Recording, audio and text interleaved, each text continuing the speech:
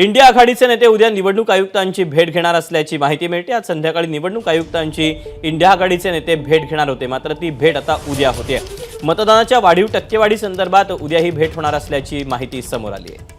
आपण याबद्दलचे अपडेट जाणून घ्या तर सोमेश कोलगे आपल्या सोबत आहे। सोमेश, खरं तर निवडणूक आयुक्तांची भेट उद्यावर ढकलली गेलेली आहे अशी माहिती मिळते। यासोबतच ते राष्ट्रपतींची देखील भेट घेणार होते।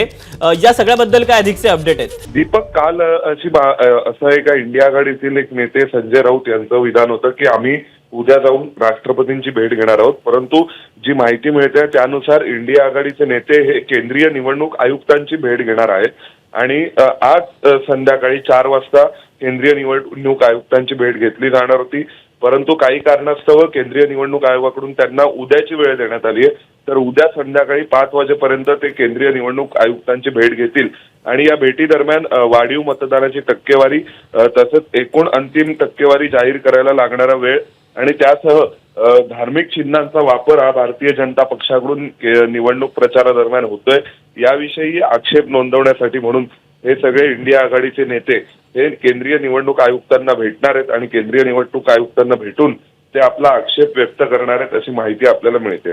दीपक, सोमेश, धन्यवाद दिलेल्या सगळ्या सविस्तर माहितीबद्दल। एबीपी माझा, उघडा डोळे बघा नीट।